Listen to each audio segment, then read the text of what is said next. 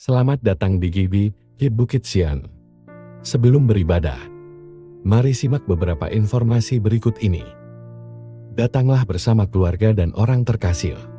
Rasakan lawatan kasih dan kuasa Tuhan dalam ibadah dan pertemuan-pertemuan di GBI Bukit Sian. Ibadah Raya Minggu pada setiap hari Minggu. Pukul 7 pagi di Main Hall GBI Bukit Sian. Ibadah Kids, ibadah anak. Pada setiap hari Minggu, pukul 7.30 pagi. Di Upper Room GBI Bukit Sian. Bersamaan dengan ibadah Raya Minggu.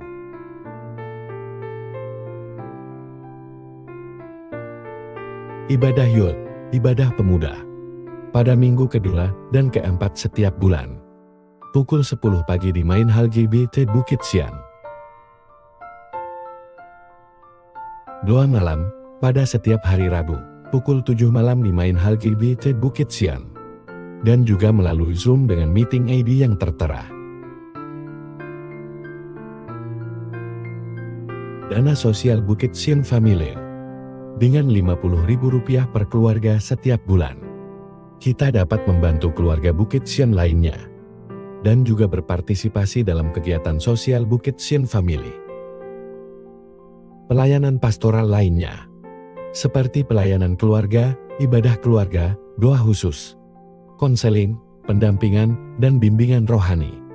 Dapat menghubungi tim Gembalo atau Majelis GBI Bukit Sian. Informasi lainnya akan disampaikan setelah ibadah selesai nanti. Selamat mengikuti ibadah sesaat lagi. Tuhan Yesus memberkati kita semua. Selamat pagi Bapak Ibu saudara kasih Tuhan Yesus. Pagi Tuhan, gimana kabarnya nih? Puji Tuhan, sebentar kita akan mulai ibadah kita. Mari kita siapkan hati kita datang dengan ucapan syukur kita karena kuasa Tuhan itu baik-baik kita semua. Sehingga kita pada hari ini disembuhkan, bahkan hari-hari kita diberkati oleh Tuhan. Mari kita datang membawa ucapan syukur kita atas semua yang Tuhan telah lakukan. Ialah semua baik-baik kita. Haleluya.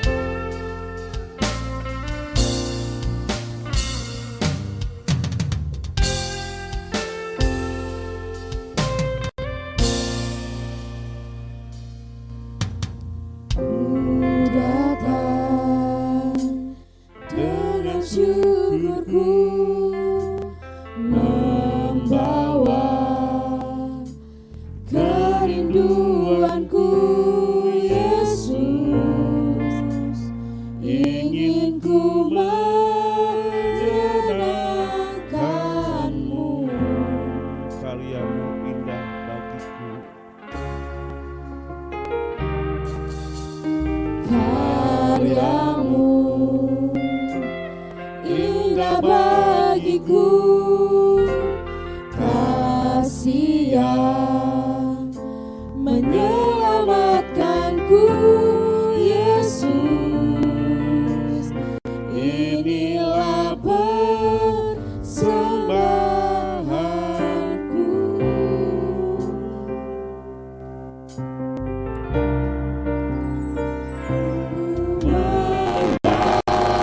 Hatiku hanya Engkau di hidupku, Yesusku, Kau terindah. Selamanya ku menyembahmu, ku membawa hidupku. Inilah persembahanku untuk Yesusku yang terindah. Selamanya ku menyembahmu, Yesus. Mari kita bangkit berdiri bersama-sama. Kita datang membawa kerinduan hati kita. Karena Tuhanlah yang menyenangkan hidup kita. Haleluya. Ku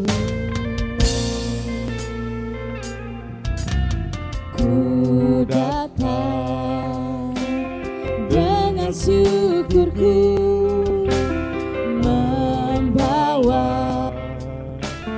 kerinduanku, Yesus. Ingin ku menyenangkanmu, Karyamu indah bagi karyamu indah bagiku, kasih yang menyelamatkanku, Yesus. Inilah persembahanku.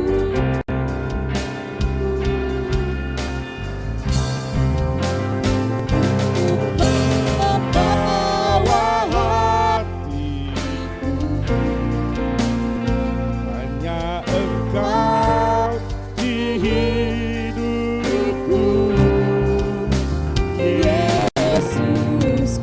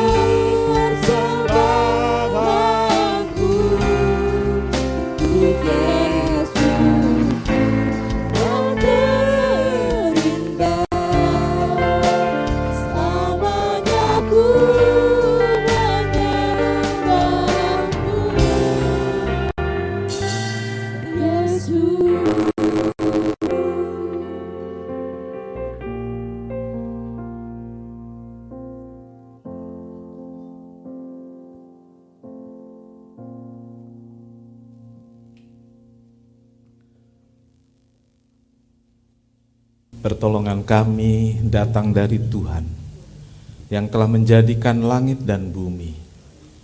Berkat-berkat melimpah dari Allah Bapa, Putra dan Roh Kudus turun atas ibadah ini. Memberkati setiap jemaat yang hadir, menolong jemaat yang hadir dengan membawa berbagai beban hidup kesukarannya. Melalui ibadah ini, pertolongan nyata, kesembuhan terjadi, Tuhan dimuliakan.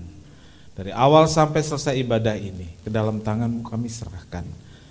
Baik saat kami memuji, menyembah Tuhan, saat kami mendengar firman Tuhan, saat kami menikmati persekutuan dengan tubuh dan darah Tuhan, yaitu perjamuan kudus, saat kami memberi persembahan, memberi persepuluhan, hadirlah Tuhan, sehingga kami merasakan Tuhan hadir sepanjang ibadah ini, dan kami diberkati oleh Tuhan. Terima kasih Tuhan. Kami mulai ibadah, alaskan doa dalam satu nama, yaitu di dalam nama Tuhan Yesus Kristus Juru Selamat dan Penebus kami, kami berdoa. Amin. Silakan duduk. Puji Tuhan, sudah kasih dan Tuhan Yesus, bahwa bukti karya Tuhan Yesus nyata dalam kehidupan kita. Amin. Dari hari-hari kita diberkati, bahkan kita disembuhkan. Bukti karya-Mu nyata.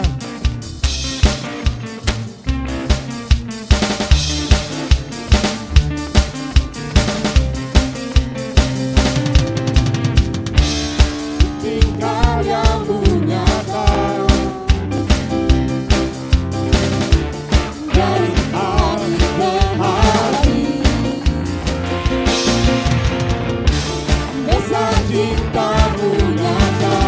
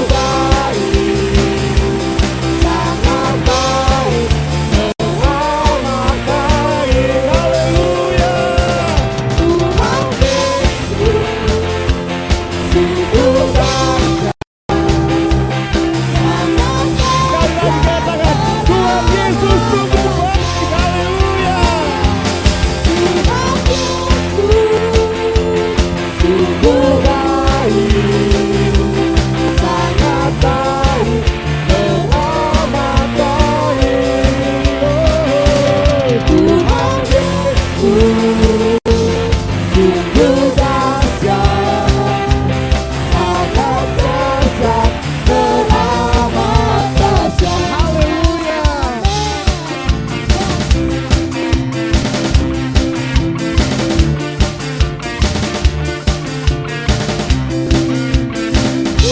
Haleluya. Haleluya. Terima kasih Tuhan. Mari kita bersatu dalam doa.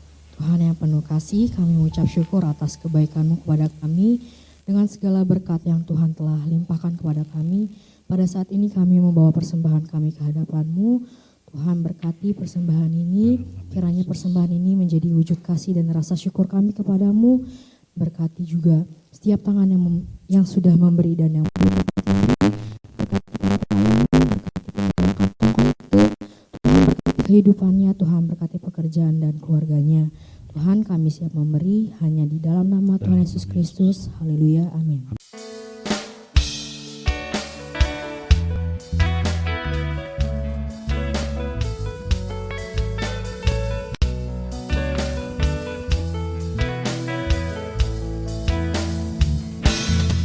Hidup ini memang banyak masalah, terkadang datangnya silih berganti.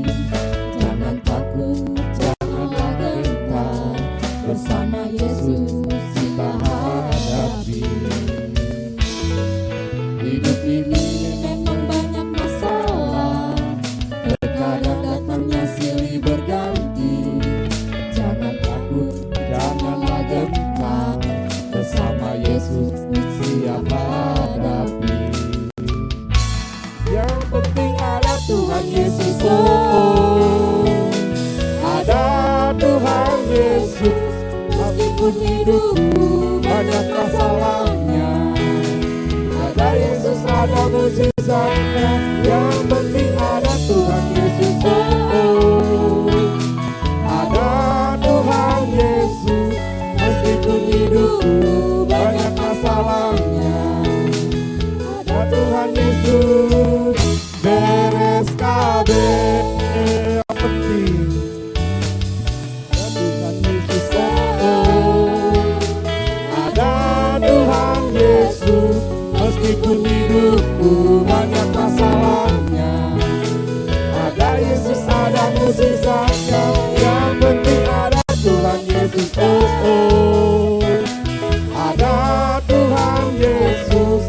Meskipun hidupku banyak masalahnya, ada Tuhan Yesus.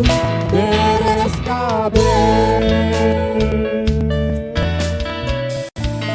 Terima kasih buat persembahan saudara. Kasih Tuhan Yesus. Tuhan Yesus memberkati. Kini saja kita akan mendengar firman Tuhan. Kita akan pujian kita oleh kuasa darah-Mu.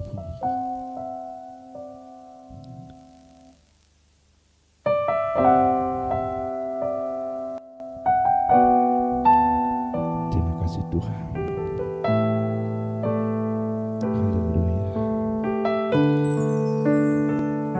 Haleluya Yesus. Saat ku masuk ke hadirat-Mu, bawa persembahan ke tempat kudus-Mu.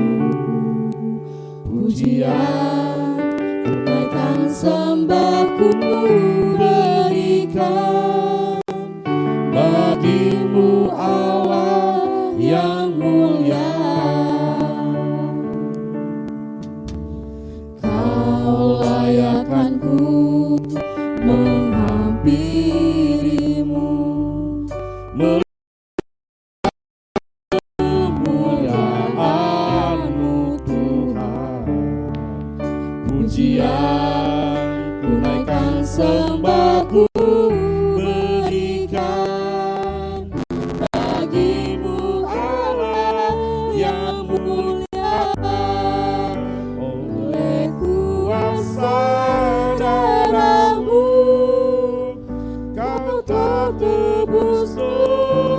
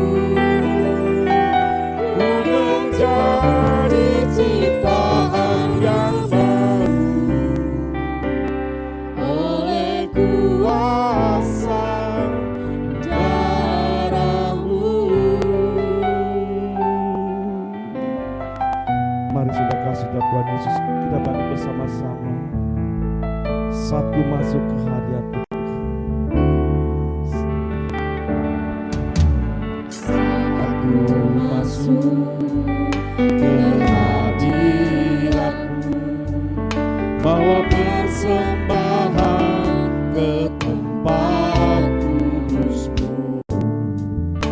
Pujian tunaikan sembahku berikan bagimu Allah yang mulia. Kau layak aku menghampirimu, melihat takhta kemuliaan-Mu Tuhan. Pujian tunaikan sembahku berikan bagimu Allah yang mulia. Kuasa darah-Mu,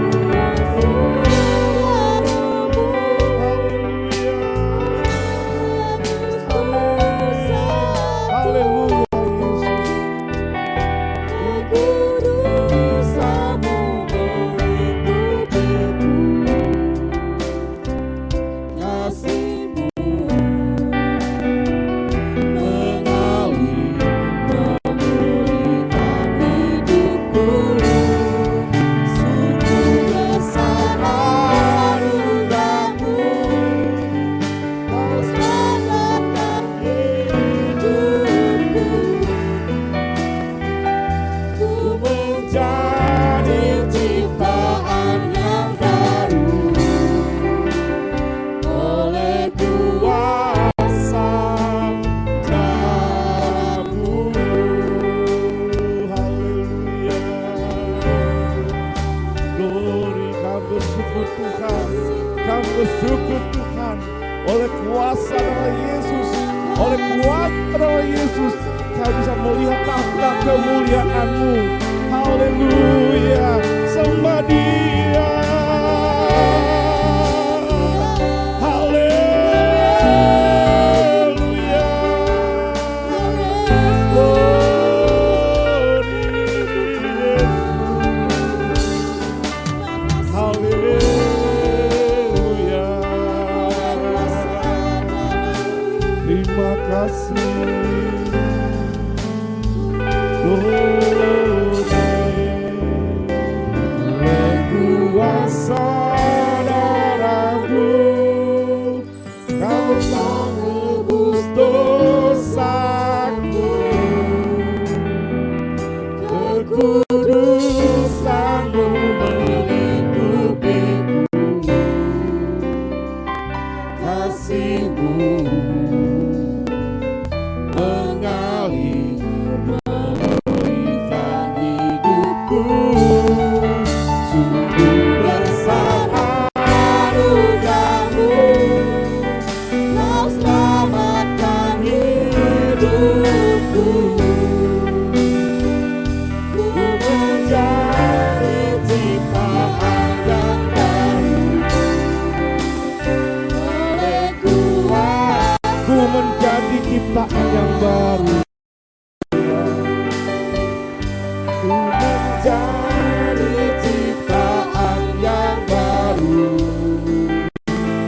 oleh kuasa darah-Mu. Dengan penuh kasih Saudari Meris.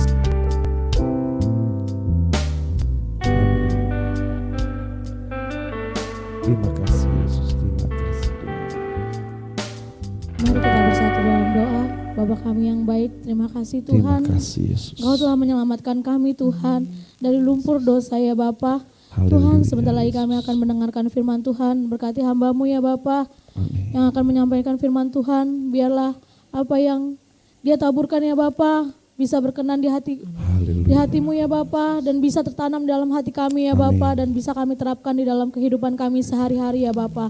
Kami siap untuk mendengarkan firman Tuhan. Di dalam nama Tuhan Yesus kami sudah berdoa. Haleluya. Amin. Saudara kasih dalam Tuhan Yesus, selamat mendengar.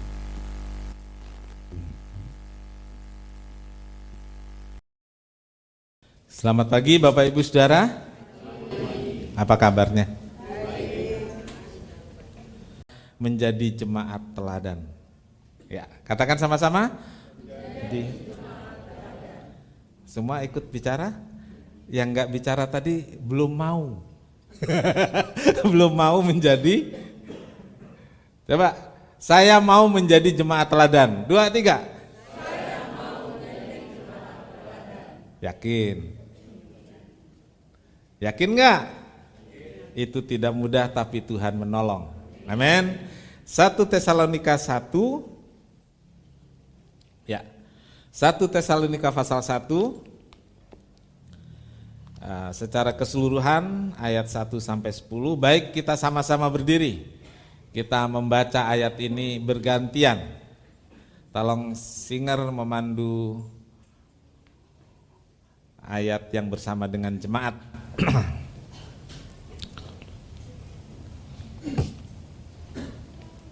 Saya mulai dari ayat 1 dan jemaat ayat 2. 1 Tesalonika 1 ayat 1 sampai 10. Dari Paulus, Silvanus dan Timotius kepada jemaat orang-orang Tesalonika yang di dalam Allah Bapa dan di dalam Tuhan Yesus Kristus. Kasih karunia dan damai sejahtera menyertai kamu. Kami selalu mengucap syukur kepada Bapa karena kamu semua dan sebab kami selalu mengingat pekerjaan imanmu, usaha kasihmu, dan ketekunan pengharapanmu kepada Tuhan kita Yesus Kristus di hadapan Allah dan Bapa kita. Dan kami tahu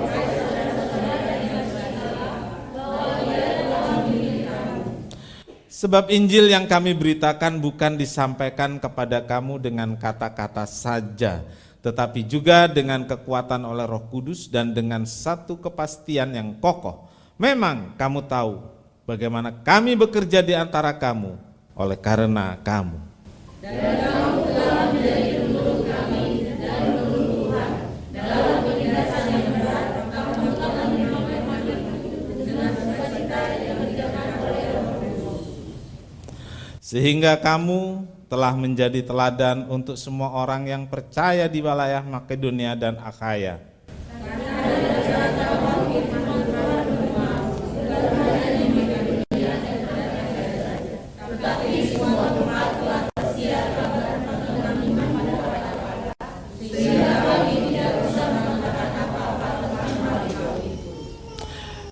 Sebab mereka sendiri bercerita tentang kami, bagaimana kamu sambut dan bagaimana kamu berbalik dari berhala-berhala kepada Allah untuk melayani Allah yang hidup dan yang benar. Sama-sama, sebab menghentikan keselangan anak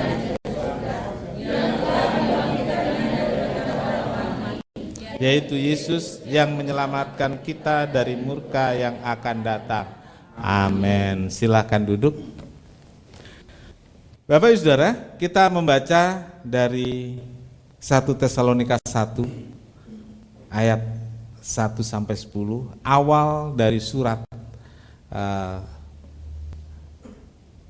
dari yang menulis adalah Paulus, tapi di sini dituliskan ada dua rekannya, Silvanus dan Timotius. Jadi kemungkinannya ada masukan-masukan dan pertanyaan dari Silvanus dan Timotius yang menjadi bahan penulisan surat. Nanti ada peristiwanya. Saudaraku, menjadi jemaat yang ideal. Ini saudara, seperti apa? Seperti bagaimana? Lalu apakah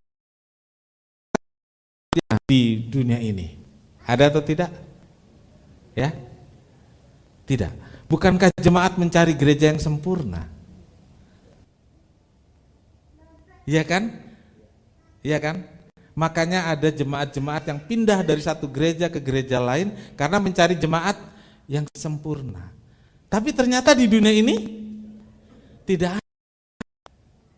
Mungkin ada. Ketika orang itu pergi ke sana, jemaat itu jadi nggak sempurna. Ya kan? Mungkin ada jemaat yang sudah, gereja yang sudah mau sempurna.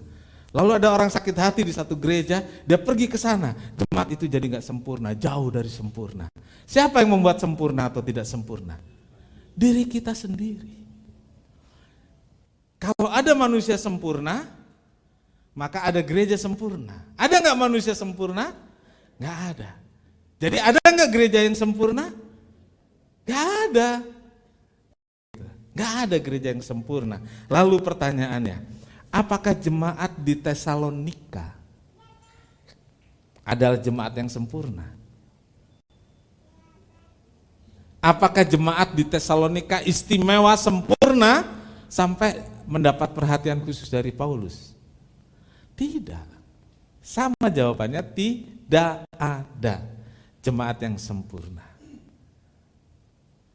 Nah, saudaraku, tetapi jemaat di Tesalonika adalah jemaat yang ideal.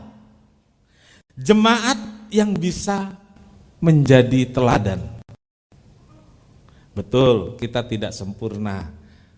Jemaat Tesalonika enggak sempurna. Gereja kita enggak sempurna, gereja lain juga enggak sempurna. Karena tidak ada yang sempurna. Ada standar Alkitab yang membuat gereja tertentu bisa menjadi contoh yang baik. Kalau kita lihat 7 jemaat di kitab Wahyu, saudaraku, awalnya dipuji.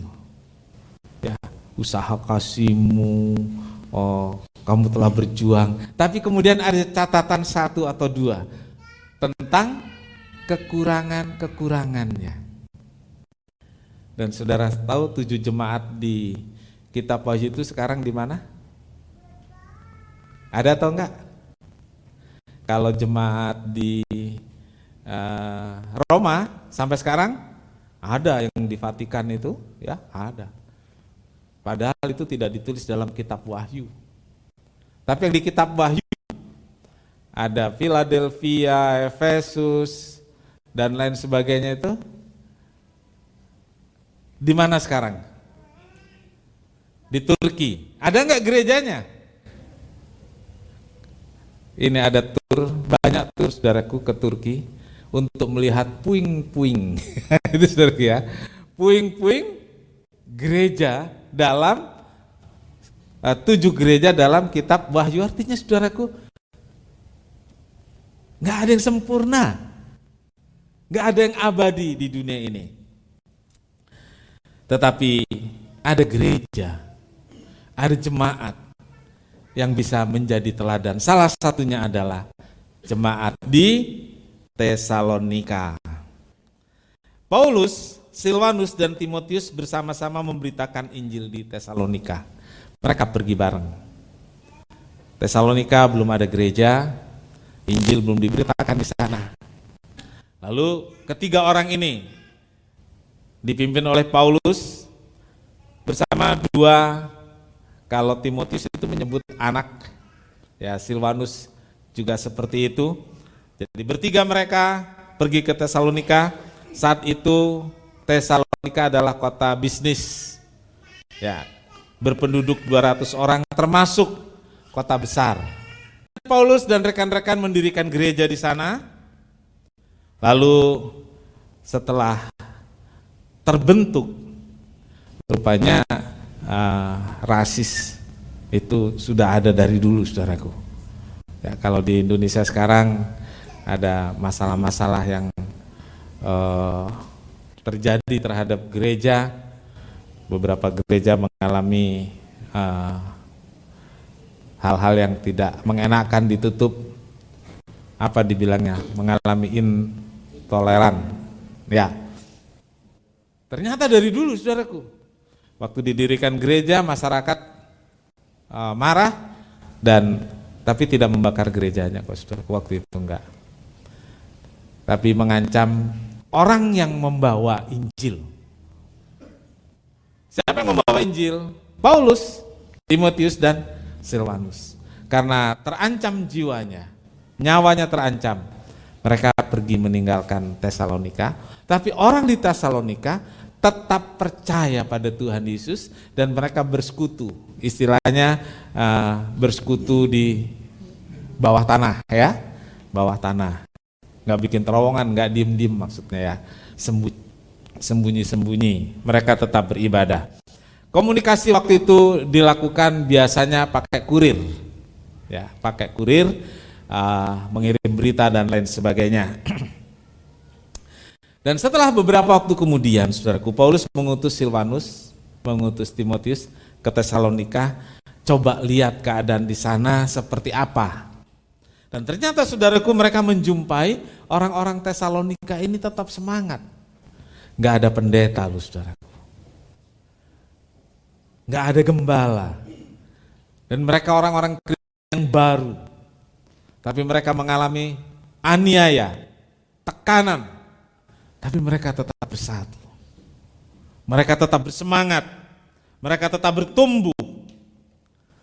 Saudaraku, orang-orang yang baru percaya mendapat tekanan yang berat ternyata tidak lari. Mereka menghadapi semuanya. Menghadapi semua itu dengan yakin bahwa Yesus adalah juru selamat yang telah memilih mereka untuk diselamatkan. Lalu saudaraku, kepada Timotius dan Silvanus, orang-orang Tesalonika ini punya pertanyaan yang sekarang bahasanya mungkin baik, nanti saya sampaikan kepada Bapak Pendeta, gitu loh saudaraku, ya kan? Kalau ada pengerja, ada vikaris, dia berkunjung, ada jemaat yang bertanya dan mereka tidak berani menjawab, tidak mampu menjawab, nanti kami sampaikan kepada Bapak Gembala, Bapak Pendeta. Nah, dicatat saudaraku. Nah, rupanya Timotius dan Silvanus seperti itu. Mereka pulang, waktu itu biasanya Korintus. Mereka balik ke Korintus menyerahkan kepada Paulus. Ini ada pertanyaan-pertanyaan yang kami tidak bisa menjawabnya, tolong Pak Pendeta Paulus jawab pertanyaan mereka. Nah, saudaraku, kemudian Paulus menulis surat, ya, yang isinya adalah jawaban atas pertanyaan-pertanyaan orang-orang di Tesalonika. Nah, pada kunjungan yang pertama, pertanyaan-pertanyaan itu jawab dengan surat yang kita mengenal saat ini, surat 1 Tesalonika, ya. Tapi dulu nggak ditulis surat pertama, enggak. Jadi dikirim begitu saja, lalu dikumpulkan oleh ahli. Oh, ini yang pertama ini.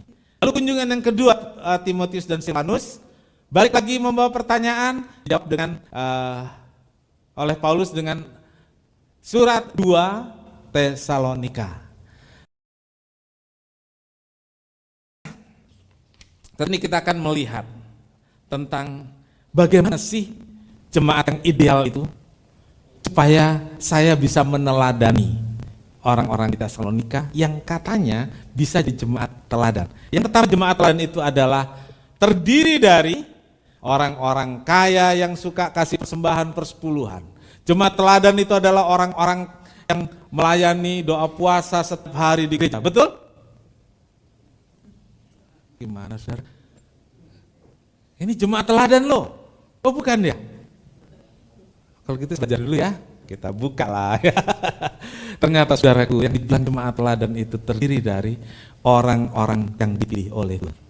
Saudaraku, ayat 1-4 yang kita baca tadi adalah jemaat di Tesalonika itu orang yang dipilih Tuhan, ternyata dipilih bukan karena yang disebutkan tadi, rajin ke gereja, kasih persembahan persepuluhan.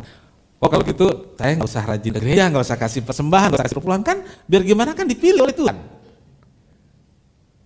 Kalau saudara nggak mau ke gereja, nggak mau kasih persembahan, nggak kasih persepuluhan, nggak mau doa puasa, nggak mau taat, itu tidak menghalangi Tuhan memilih saudara. Karena nanti kita jumpai Tuhan memilih kita sebelum kita ada, sebelumnya dijadikan, bahkan dikatakan. Jadi saudara mau seperti apa keadaannya sekarang tidak menghalangi pilihan Tuhan terhadap saudara. Jadi saudaraku, orang-orang di Tesalonika dipilih bukan karena kebaikannya, bukan karena jasa, bukan karena amal. Alkitab katakan supaya jangan seorang bisa membanggakan diri karena perbuatan-perbuatannya kepada Tuhan. Jadi nggak ada, saudaraku. Jadi nggak boleh ada orang bangga karena dia punya kelebihan-kelebihan. Nah, saudaraku, jadi saudaraku, pilihan Tuhan itu hanya karena anugerah. Satu-satunya karena anugerah. Karena anugerah. Saudara, saya pernah bertanya luar biasa terhadap hal ini. Bergumul. Jawaban satu. Kenapa Tuhan pilih si A? Jawabannya cuma satu. Itu haknya Tuhan. Ya. Tuhan mau pilih yang seperti apa? Itu haknya Tuhan. Saudara pernah dengar nama Johnny Indo? Ya. Johnny Indo. Lalu dia orang yang secara kriminal gitu ya. Moral udah gak karuan. Tapi saudaraku, dia pilihan Tuhan. Terserah hidupnya mau kocar kacir seperti apa, di tahap akhir hidupnya. Dia sudah lari sini sana dan lain sebagainya ya. Tetap orang pilihan Tuhan. Nah saudaraku, tidak mudah memahami hal ini. Karena apa? Karena saya merasa baik. Orang itu jahat. Karena saya merasa berjasa. Orang itu enggak berjasa. Lalu kita mulai mengukur dengan ukuran kita sendiri. Iya, kita mengukur dengan ukuran kita sendiri. Bahwa yang baiklah yang dipilih Tuhan. Yang berjasalah yang dipilih Tuhan. Ternyata tidak. Ya, ternyata tidak. Saudaraku, Tuhan memilih hanya karena Dia melihat seorang ini akan hidup, perjalanan hidupnya akan dijaga oleh Tuhan. Jadi saudaraku, haknya Tuhanlah memilih seseorang. Saudaraku, kita lihat tentang jemaat adalah orang-orang pilihan Allah. Jadi pertanyaan saya yang pertama tadi, saudara yakin adalah orang-orang yang dipilih Tuhan? Sebab dipilih bukan karena kebaikan. Kalau karena kebaikan dan lain sebagainya, saya tidak berdiri di sini. Ya, mungkin orang lain yang berdiri di sini. Kalau bukan karena anugerah Tuhan, mungkin saudara tidak duduk di sini. Mungkin orang lain yang duduk di sini. Tapi karena kita dipilih berdasarkan belas kasihan Tuhan, kita semua ada di sini dan saya bisa berdiri di sini karena anugerah Tuhan. Saudaraku, dalam ayat 4 dikatakan, dan kami tahu, hai saudara-saudara yang dikasihi, bahwa Ia, Tuhan, telah memilih kamu. Paulus gak kenal orang-orang di Tesalonika. Ya, dia beritakan Injil dan orang-orang ini percaya pada Tuhan. Dan mereka mengalami aniaya dan lain sebagainya. Paulus katakan bahwa Ia telah memilih kamu. Ya, bahwa Ia telah memilih kamu. Kalimat yang ditulis untuk jemaat di Tesalonika ini terdiri dari orang-orang di Tesalonika terdiri dari berbagai bangsa. Yang dikenal orang pilihan adalah bangsa Yahudi, bangsa Israel. Jadi kalimat Paulus ini meyakinkan bahwa Allah bukan hanya memilih bangsa Israel saja, tetapi Allah memilih bangsa-bangsa lain. Ada bangsa Yunani di sana, ada bangsa Persia di Tesalonika, ada bangsa-bangsa lain yang berbisnis di sana dan tinggal di sana. Dan Paulus mengatakan bahwa Allah telah memilih kamu. Dan mereka mungkin ada orang Israel, ada orang Yunani, ada orang Roma, dan lain sebagainya. Dan Paulus meyakinkan bahwa Allah telah memilih mereka. Saudaraku, Allah tidak menentukan kriteria dan persyaratan apa sehingga Ia memilih seseorang. Saudara ingat itu. Jadi dalam bahasa teologi itu pemilihan tanpa syarat. Jadi Allah tidak menentukan syarat apapun, tidak menentukan kriteria apapun. Kalau saudara memilih suami, memilih calon suami, memilih calon istri, punya kriteria enggak? Tapi Tuhan tidak pernah menentukan persyaratan apapun untuk memilih saya, untuk memilih saudara. Tidak ada syarat apapun. 2 Tesalonika 2 ayat 13. Akan tetapi kami harus selalu mengucap syukur kepada Allah karena kamu saudara-saudara yang dikasihi Tuhan. Sebab Allah dari mulanya telah memilih kamu untuk diselamatkan dalam roh yang dikuduskan, yang menguduskan kamu dan dalam kebenaran yang kamu percayai. Perhatikan, sebab Allah dari mulanya telah. Ya. Sebab Allah dari mulanya telah memilih kamu. Jadi pilih dari mulanya, entah seperti apa hidupnya. Jika Allah sudah memilih, ya sudah, perjalanannya kemungkinan hitam, putih, merah, hijau, kayak balonku ada 5 gitu. Tapi kalau Allah memang sudah memilih, ya sudah pilih, nggak akan berubah. Nggak akan berubah. Jadi saudara-saudaraku, dari mulanya Allah telah memilih. Nah saudaraku, dalam surat Paulus yang kedua, Paulus kembali menegaskan tentang bagaimana Allah telah memilih orang-orang di Tesalonika. Nah, saudaraku, kita lihat ini. Pilihan berdasarkan belas kasihan Allah.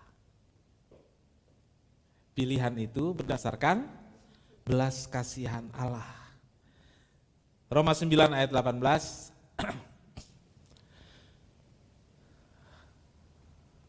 Jadi ia menaruh belas kasihan kepada siapa yang dikehendakinya.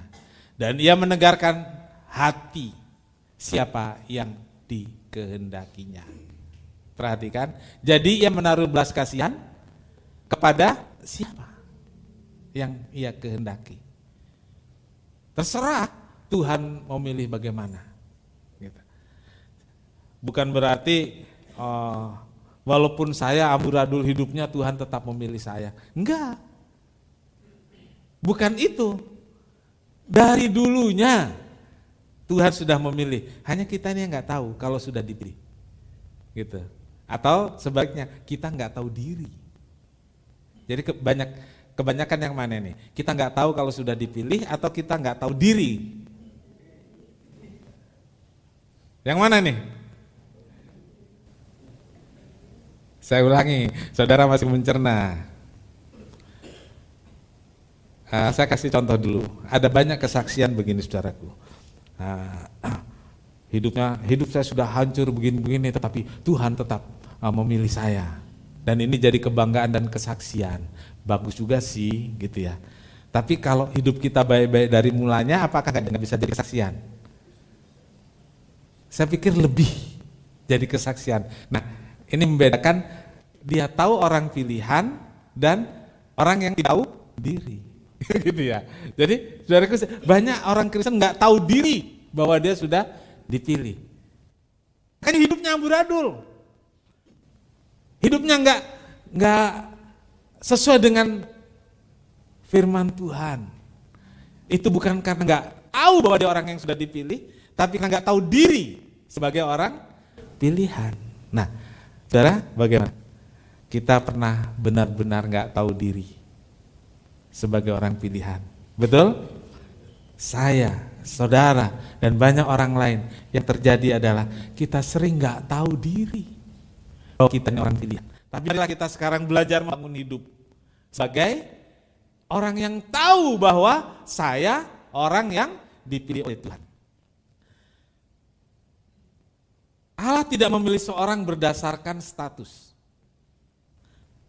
Orang yang punya status tinggi baru dipilih Tuhan, status sosial begini begitu baru dipilih Tuhan, tidak. Allah tidak memilih seorang berdasarkan perbuatan baiknya, perbuatan jasa atau amal. Biasanya kalau amal lanjutannya amal ibadah. Tuhan tidak memilih berdasarkan itu semua, tidak. Allah menaruh belas kasihan kepada orang yang dikehendakinya. Allah menaruh belas kasihan pada orang yang dikehendaki. Kalau hidup saya baik saja, hidup saya dari muda itu dalam pengertiannya apa yang soleh, alim gitu. Itu orang pilihan kan? Bisa. Tapi ada orang yang hidupnya nggak karuan, jahat, mencuri, membunuh. Bisa terjadi bahwa itu orang pilihan nggak? Ya? Bisa saja Karena tadi kan nggak tahu diri dia. Atau tidak tahu bahwa orang pilihan, bisa saja. Karena kita memang nggak tahu bahwa kita orang pilihan. Jadi jangan kita mengartikan orang yang sudah rusak hidupnya terus bertobat, oh dia orang pilihan. Nah saya yang baik-baik orang pilihan bukan? Orang pilihan juga. Kriterianya apa waktu Tuhan memilih? Nggak ada. Hanya karena berdasarkan belas kasihan, anugerah. Dan tidak ada seorang pun yang bisa mempengaruhi Allah agar ia dipilih. Nanti. Tidak seorang pun bisa mempengaruhi Allah agar saya dipilih. Saudara ngerti maksudnya? Apa itu? Allah tidak bisa Allah tidak bisa Allah nggak bisa disuap. Enggak. Allah nggak bisa disuap dengan perbuatan baik. Enggak. Allah nggak bisa disuap dengan berapa banyak saudara akan berkorban. Tidak. Enggak, saudaraku. Allah nggak bisa disuap dengan itu semua. Juga nggak bisa orang menyodorkan diri, menawarkan diri agar Allah mau memilih. Tidak. Allah memilih siapa yang dikehendakinya. Seperti apa kita nggak ngerti. Ya, saya nggak bisa ngerti kenapa orang pilih Tuhan pilih orang jahat itu. Orang itu padahal baik seumur hidupnya, kenapa dia nggak percaya Tuhan? Kenapa Tuhan pilih dia? Kita nggak bisa paham itu. Itu misteri Tuhan. Nah, kemudian kita lihat tentang pemilihan ini. Dipilih sebelum dunia dijadikan. Ya, dipilih sebelum dunia dijadikan. Efesus 1 ayat 4. Sama-sama 2, 3. Sebab di dalam Dia Allah telah memilih kita sebelum dunia dijadikan. Sebab kita kudus di hadapannya. Amin. Apa dikatakan saudaraku? Allah memilih kita sebelum dunia dijadikan. Kita sudah belum. Tapi Tuhan tahu nggak bakal ada? Tahu. Ini namanya kedaulatan dan kemahatauan Tuhan. Sebelum dunia dijadikan jelas kita belum ada. Tapi kenapa dikatakan dipilih? Karena Tuhan yang maha tahu itu dia tahu bahwa misalnya jini akan ada di tahun-tahun sekian. Allah tahu. Allah tahu bahwa Bapak Wasdono gitu ya akan ada di tahun-tahun sekian. Perjalanannya akan beda-beda. Ini sebagai anak dari orang tua Kristen. Oh udah jelas itu pilihan Tuhan karena bapak ibunya Kristen. Kan gitu ya. Tapi sekarang kok ada di satu ruang ibadah yang mempercayai Tuhan Yesus. Sama-sama dipilih sebelum dunia dijadikan. Ini hebatnya Tuhan yang punya kedaulatan dan kemahatauan. Gitu ya. Dipilih sebelum dunia dijadikan. Nah, saudaraku, kalimat ini menjelaskan kepada kita tentang kedaulatan dan kemahatauan Allah dalam memilih umatnya. Bukan sehingga pilihan itu jelas, bukan berdasarkan perbuatan sebelum dunia dijadikan, kita belum ada, lalu kita dipilih, kan kita belum bisa berbuat baik. Betul? Atau karena kita belum ada, kita juga belum berbuat jahat. Jadi belum ada itu perbuatan baik kita, perbuatan jahat kita, tapi Allah telah memilih berdasarkan pengetahuannya. Lalu Tuhan tahu nggak kita bakal jahat? Tapi kenapa dipilih? Karena Tuhan tahu juga kita akan bertobat. Ingat itu. Jadi Tuhan tahu kita bakal berbuat jahat, tapi Tuhan tahu juga pada satu detik kita akan kembali kepada Allah. Tuhan, kita belum ada, tahu kita akan berbuat baik setelah kita hidup. Ya kan? Tahu. Tapi bukan berdasarkan itu saya dipilih. Bukan. Ya, berdasarkan belas kasihan Tuhan. Ya. Jadi ada lagu bukan karena kebaikanku, bukan karena, dan seterusnya. Jadi bukan karena sesuatu yang ada pada kita kemudian Allah memilih kita, tapi karena belas kasihan Tuhan. Baik, berikut saudaraku, dipilih untuk menghasilkan buah. Ya, dipilih untuk menghasilkan buah. Yohanes 15 ayat 16, firman Tuhan berkata, sama-sama kita baca mulai Yohanes 15 ayat 16. Bukan kamu yang memilih aku, tetapi akulah yang memilih kamu, dan aku telah menetapkan kamu supaya kamu pergi dan menghasilkan buah, dan buahmu itu tetap, supaya apa yang kamu minta kepada Bapa dalam namaku diberikannya kepadamu. Amin. Waktu saya masih SD, saudaraku, jadi ada pengerja, coba bisa ditambah sedikit. Ada pengerja itu yang keluar sekolah Alkitab lalu praktek, jadi mahasiswa praktek ya. Kalimat ini paling sering diucapkan. Ada 2 ayat hafalan mereka yang sering kali diucapkan. Nah, saya kan belum mengerti Alkitab, tapi di telinga saya sering mendengar salah satunya ini, saudaraku. Bukan kamu, bukan kita yang memilih Tuhan, tapi Tuhan yang memilih. Nah, mereka sedang berada di satu tempat yang mungkin mereka nggak suka. Jadi kalau masih praktek itu biasanya pengen praktek di gereja besar. Sampai sekarang itu terjadi, ya, praktek di gereja besar dengan fasilitas besar. Lalu mereka punya kegiatan yang kelihatan nyaman-nyaman begitu ya. Nah, ini mereka tahu di Lampung. Saya jangan Lampung sekarang, tapi Lampung tahun 70. Yang listrik masih jauh dari anak, gitu ya. Listrik masuk ke tempat saya itu mungkin mendekati 90, tahun 90, ya, tahun 90. Karena saya nikah dan beberapa tahun kemudian anak saya band kecil itu pulang ke Lampung, belum ada listrik, saudaraku. Jadi kalau tahun-tahun itu, nah, jadi pengerja yang dikirim ke Lampung ini kayaknya menderita banget. Penghiburannya apa? Ya kan bukan kita yang pilih, Tuhan yang pilih kita dan menempatkan di sini. Ya, itu penghiburan satu. Yang kedua, saudaraku, kalimat ini, saudaraku, ayat dari Yesaya 55 ayat 8 ya. Rencanaku bukan rencanamu. Itu kedengeran. Jadi ini orang sulit, orang susah maksudnya. Hidupnya tidak sesuai dengan harapan gitu. Teman-teman praktek di gereja gede gitu ya. Nah, ini di Lampung, saudaraku, untuk makan siang berdoa pagi supaya ada makanan gitu ya. Untuk berdoa malam, untuk makan malam besuk dulu bawa singkong, pulang baru ada makanan. Jadi penghiburannya adalah rencanaku bukan rencanamu. Kalau sudah kata-kata gitu rasanya tenang hatinya. Setelah saya baca sekarang nggak begitu maksudnya. Tapi udahlah, itu jadi kekuatan buat mereka. Jadi bukan kamu yang memilih aku, tapi aku yang memilih kamu. Ini jangan dipraktekkan untuk pacaran ya. Untuk memilih calon suami jangan ya. Terus sudah di depan altar mengucapkan janji nikah, bukan aku yang memilih kamu. Kamu memilih aku, ngomong kali ini. Jadi saudaraku, bukan kamu yang memilih aku, tapi akulah yang memilih kamu. Perkataan Tuhan ini memberitahu bahwa benar-benar Tuhan memberi batasnya. Mulai sekarang dan berpikir lain-lain, sebab apapun keadaanmu, aku yang sudah memilih kamu.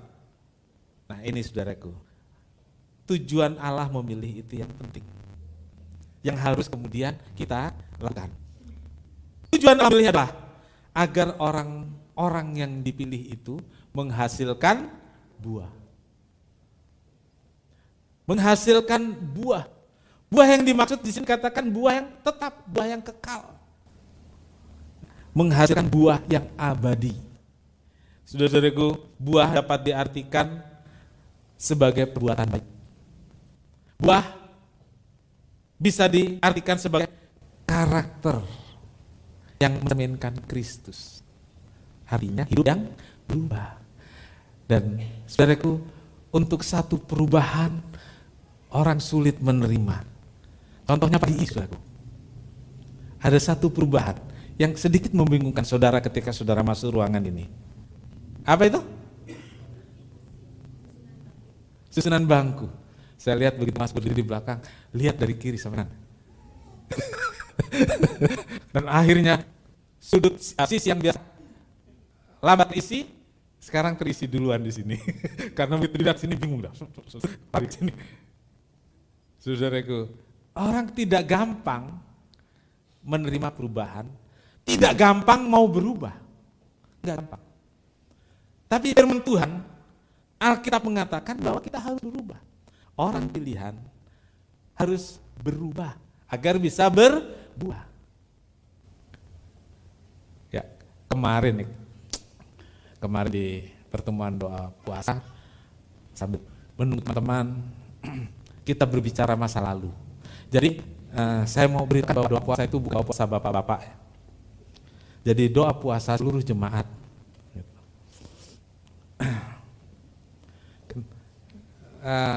Saya sampai nggak bisa ngomong karena lihat saudara tersenyumnya manis sekali. Dan kemarin ada seorang ibu yang paling cantik, dia hadir. Karena cuma satu.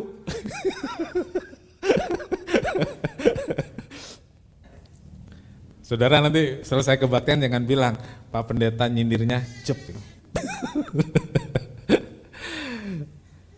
Orang yang teman-teman yang kita kan masa lalu ngobrol bebas, ngobrol ringan. Salah satunya berubah dari kehidupan yang dulu. Lalu saya tanya, siapa di sini dulu yang rokok? Berhenti berapa? Gitu. Ini kemarin Bapak nggak datang, ini saya cerita kemarin ngaku di sini dia takut dosa. Makanya langsung ngaku dia. Tapi sudah berhenti kan? Sampai sekarang? Enggak, oke. Jadi semua yang kemarin kumpul itu sudah berhenti. Saya tanya kapan terakhir gitu. Tapi bener-bener loh, ada yang dari muda, dari kecil gak pernah kenal rokok. Tapi kita sama-sama orang pilihan kan ya. Menghibur diri. Terakhir saya merokok, mau berhenti. Aduh masa mau berhenti gitu ya. Masa mau berhenti. Waktu itu saya mau berangkat dengan seorang pendeta. Berjanji menjadi pendeta. Nah ini dia saudaraku. Dan saya harus ke Bandung untuk ikut gereja di sana lalu kemudian mau sekolah. Pendeta ini bilang, ya kamu harus berhenti merokok. Waktu mau berangkat saudaraku, saya beli rokok, mereknya lupa, kalau nggak salah 555 saudaraku. Bukan Dunhill, tapi 555. Yang rasa mentol, nah siapa yang kenal itu? Rokok rasa mentol. Wis enak Pak ya, dulu gitu ya. Saya beli 1 bungkus, ini kan sama pendeta. Mau di mana saya ngerokok? Saya berjanji saya mau habiskan 1 bungkus itu dan setelah itu saya berhenti. Gitu. Jadi mau berhenti saya pakai nawar. 1 bungkus. Saya kantongin. Saya pergi ke sono si pendeta ini ikut, saya pergi ke sono pendeta ini ikut. Gimana nih? Nah tiba naik kapal saudaraku, naik kapalnya dulu 6 jam. Dari Serengsem ke Merak. Sudah, saya lihat dia tidur. Saya ke Geladak, saya kemana. Dalam 5 jam, jadi 4 jam lah saya habiskan 1 bungkus. Dan saya buang ke laut, ini terakhir saya bilang. Rasanya itu lega, padahal awalnya, gimana ini ya gitu ya. Gak bisa rasanya gak bisa. Tapi begitu habis 1 bungkus, lega. Sekarang saudaraku kalau saya cium bau asap rokok, rasanya mau ngomel saudaraku. Tapi kalau tembakau, suka. Karena dulu ibu gembala itu toko jual tembakau. Jadi kalau pergi ke toko tembakau itu ibu gembala masih ambil, oh ini tembakau A, ini tembakau B. Nah saudara yang rokok aja nggak tahu jenis-jenis tembakau ya. Bahkan sampai tahu asalnya dari Banyuwangi, dari Jawa Tengah mana gitu, tahu dia. Gitu. Nah, saudaraku, berubah itu udah gampang. Ya. Berubah itu sulit. Tapi satu, kalau kita tahu bahwa kita orang pilihan, ya jangan nabrak-nabrak terus lah gitu ya. Seringkali kita udah tahu kita orang pilihan, tapi kitanya tidak tahu diri.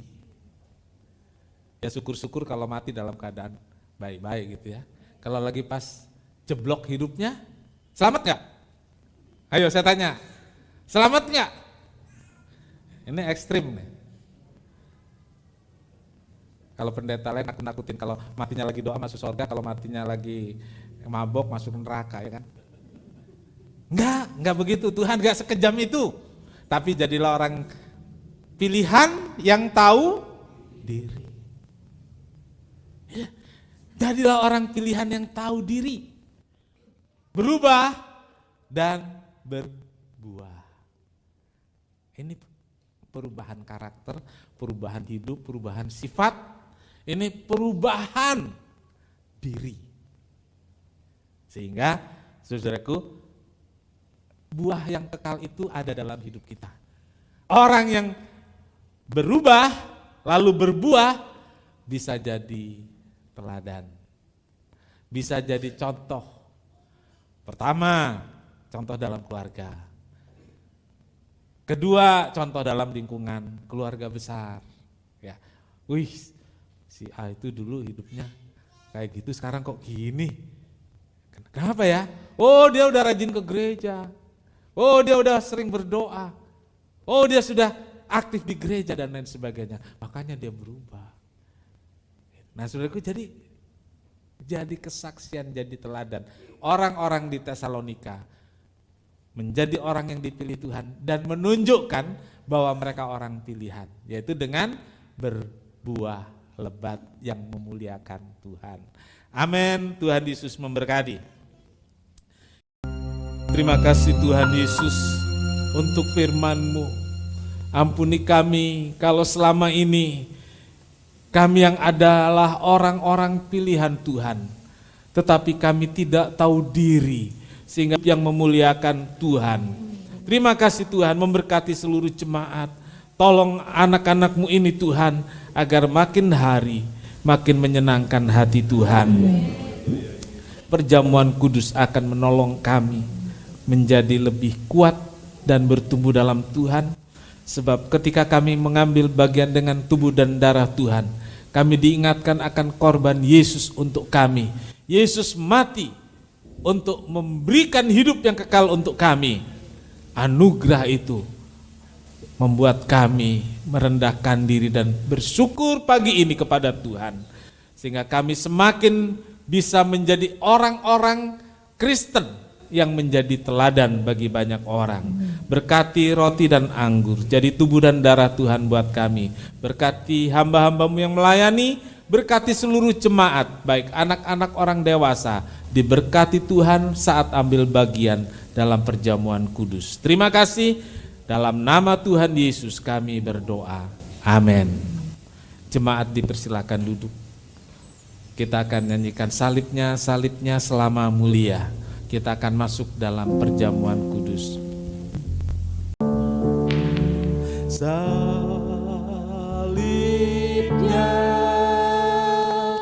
salibnya, selama mulia,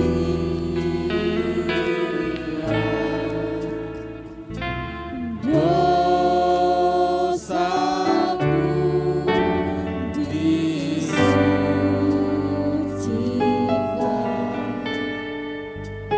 oleh darah Yesus. Salibnya,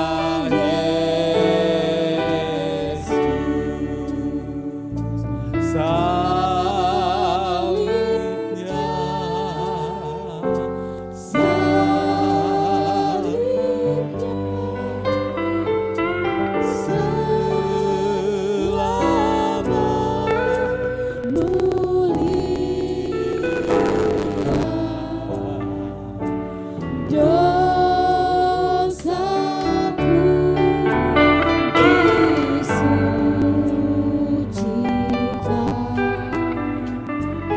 oleh darah Yesus.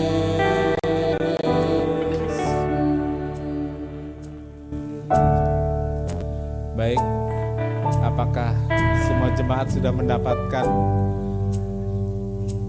roti dan anggur? Satu kali lagi kita nyanyikan pujian ini.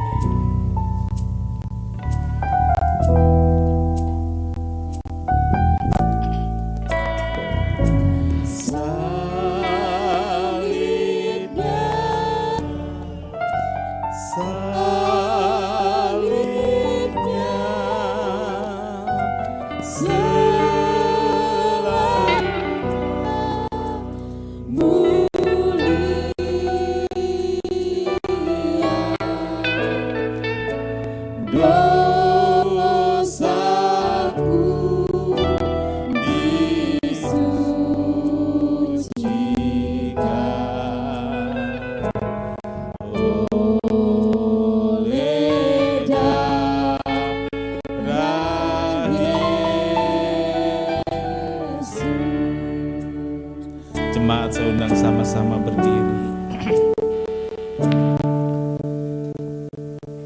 Di tangan kita ada tubuh dan darah Yesus.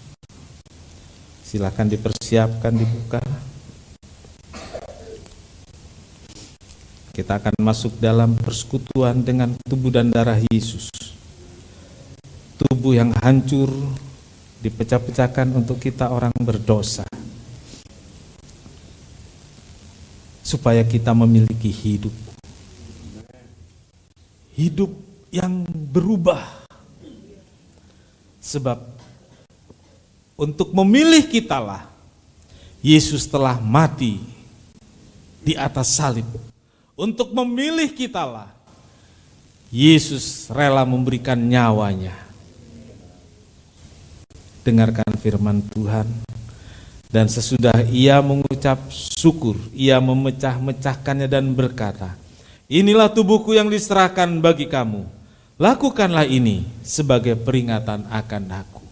Saudara, roti yang kita angkat bersama, bukankah persekutuan dengan tubuh Kristus? Haleluya. Mari kita makan dengan percaya dalam nama Tuhan Yesus.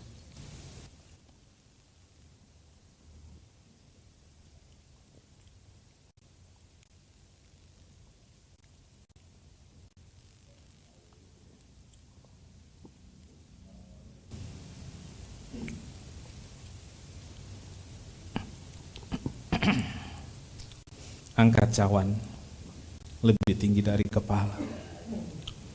Cawan ini adalah darah Yesus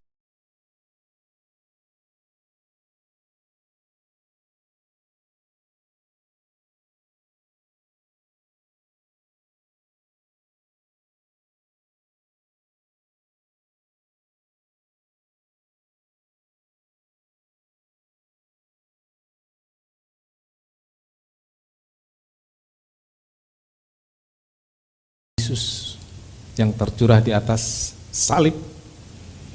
Darah yang memberi kita hidup, darah yang memberi kita kesembuhan, darah yang memberi kita semangat, darah yang telah mengampuni kita dari segala dosa. Dengar firman Tuhan.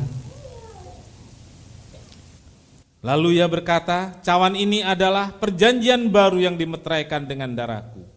Lakukanlah ini setiap kali kamu minumnya menjadi peringatan akan aku." Saudara, cawan yang kita angkat bersama bukankah persekutuan dengan darah Kristus? Haleluya. Minum dengan percaya dalam nama Tuhan Yesus.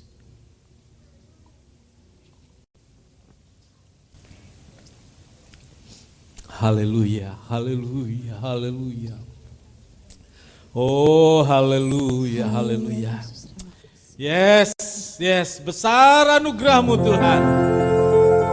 Amin.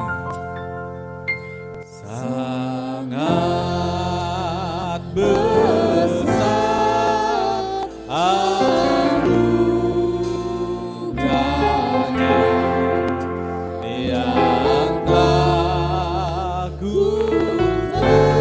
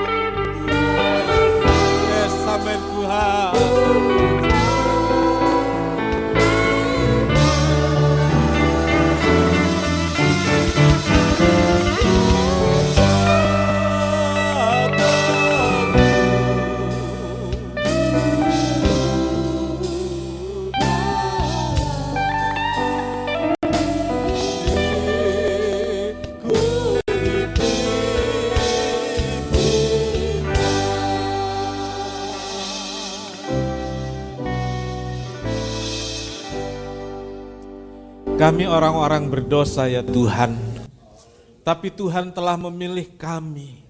Dan itu anugerah terbesar dalam hidup kami. Anugerah terbesar bagi dunia ini. Tolong kami Tuhan, ajar kami Tuhan untuk menghargai anugerah Tuhan. Ajar kami Tuhan untuk menghargai pilihan Tuhan. Dengan hidup berkenan kepada Tuhan. Dengan hidup yang berubah dan hidup yang menghasilkan buah. Perjamuan kudus ini kiranya menolong kami untuk semakin bersemangat dalam mengiring Tuhan Yesus. Terima kasih Bapa di sorga buat berkat Tuhan dalam ibadah ini. Kami sudah merasakan berkat Tuhan, sukacita dari Tuhan dalam ibadah ini, dan kami pulang dengan sukacita. Berkati persembahan anak-anak-Mu, baik untuk kas gereja, kas Natal, juga persembahan persepuluhan yang diberikan anak-anak-Mu baik melalui transfer maupun melalui persembahan di peti persepuluhan. Ucapan syukur anak-anak-Mu yang diberikan pada peti persembahan, dan semuanya itu Tuhan balas berlipat kali ganda, sehingga anak-anak-Mu terpelihara, dicukupkan baik untuk dalam kehidupan sehari-hari, bahkan untuk masa depannya. Terima kasih Tuhan, terima kasih, segala puji bagi Tuhan. Saudara-saudara yang kekasih, Tuhan memberkati engkau dan melindungi engkau. Tuhan menyinari engkau dengan wajahnya dan memberi engkau kasih karunia. Tuhan menghadapkan wajahnya kepadamu dan memberi engkau damai sejahtera. Saudara yang kekasih, terimalah berkat dan damai sejahtera dari Allah Bapa, kasih karunia dari Tuhan Yesus serta persekutuan Roh Kudus sekarang ini menyertai kita sampai selama-lamanya. Ini doa kami yang kami alaskan dalam satu nama, yaitu di dalam nama Tuhan Yesus Kristus Juru Selamat dan Penebus kami berdoa. Bapa kami yang di sorga, dikuduskanlah namamu, datanglah kerajaanmu, jadilah kehendak-Mu di bumi seperti di sorga. Berikanlah kami pada hari ini makanan kami yang secukupnya, dan ampunilah kami akan kesalahan kami, seperti kami juga mengampuni orang yang bersalah kepada kami.